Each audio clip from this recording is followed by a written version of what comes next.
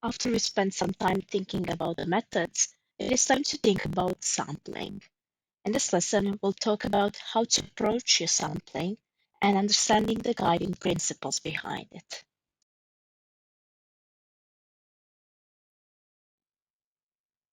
The sampling in qualitative research is not the same as sampling in quantitative research.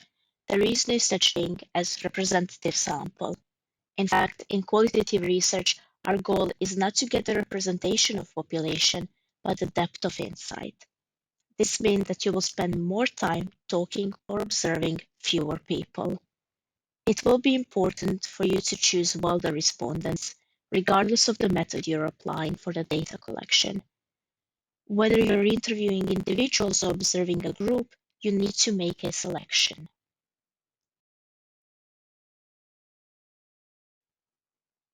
Different strategies exist that you can apply to get the right sample.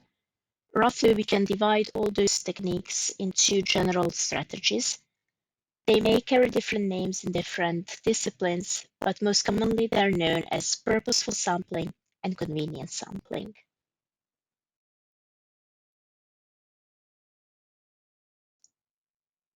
Purposeful sampling means recruiting those participants or respondents who are the most knowledgeable about the topic or can provide the best insight into a topic according to your estimation when compared to a broader population. You will try to make sure to cover a range of different lifestyles, places, or opinions. For example, you can try to include those who have positive and negative opinions on the event you're studying. Or if you're doing, let's say, a case study of a hospital, you will try to include the employees of a hospital as well as the patients.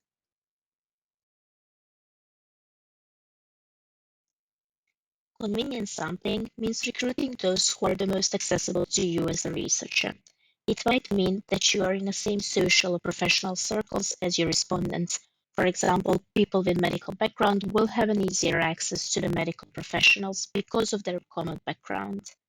Or it might mean that you live in the same city. It doesn't, however, mean recruiting just anybody. The respondents still have to be a part of your targeted population. Although it is possible sometimes, there is a general rule that the researcher should avoid interviewing those who they know well, whether professionally or personally. We will not go to the depths of it, but avoiding to interview your close or immediate social circles will help you minimize the bias in your research.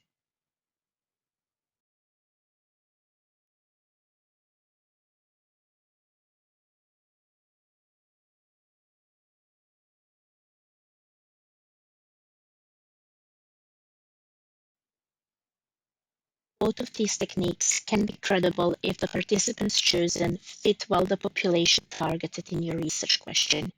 Of course, in many cases, a combination of both is not only possible, but a good way to go. A very often used method is the snowball sampling method. It means starting with one respondent who you identify as fitting and then asking them to recommend you next person to, let's say, interview. There are other specific techniques beyond these that we just talked about. However, they largely depend on the discipline and are very often not so much about the strategy of sampling, but about the reasoning behind them. You can learn more about them in our additional resources. Instead of listing all the possibilities here, we would like to draw your attention to the underlying guiding principles of sampling when it comes to qualitative research, the one that is shared across the disciplines, and it should guide you no matter what type of qualitative research you do.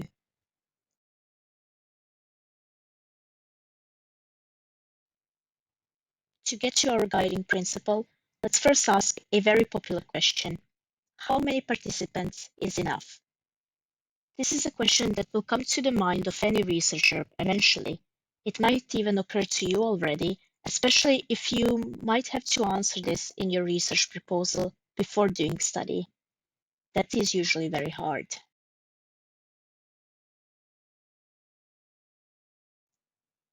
When approaching this particular question, some researchers will argue that you should be guided by the concept of saturation. That is the point after which nothing new is emerging from your data, or nothing is significantly contributing to your data. The problem is that you can't know this before having any data on your own.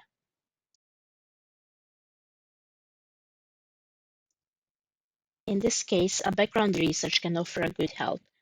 Finding other similar studies that have been done before, especially on the same or similar population, and looking up how many people they covered can give you some good idea. That does not mean that you have to have the same number of people, but it is a good indicator. You might find out that if the topic or phenomena study is relatively new or unknown, more people might be included. The number of participants you find will most certainly vary. There are big research projects with large teams that can cover many people, and then there are those who have to limit themselves to perhaps 10 people. Both of those are valuable if the analysis and finding is done well and the insights obtained contributes to the scientific knowledge.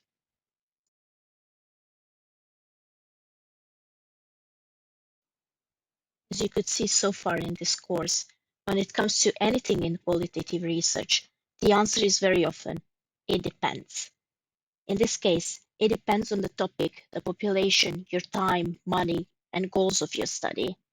Sometimes institutions or organizations might have their own standards. It is also not unusual for the sample size to increase or decrease from the number originally estimated during the course of study.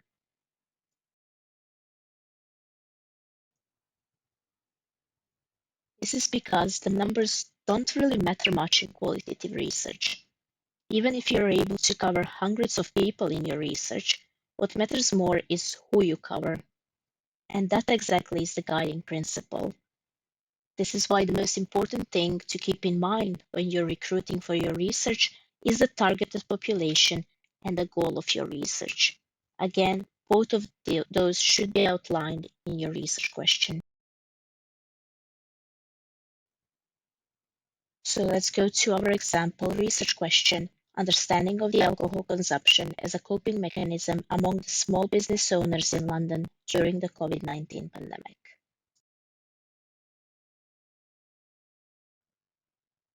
Clearly, our target population are the small business owners in London. Even more, we are looking at understanding the alcohol consumption as a coping mechanism, so we should target those who drink alcohol and are small business owners. These are the core principles for our recruitment, and everything else will highly depend on the context in which we are doing the actual study and the resources we have.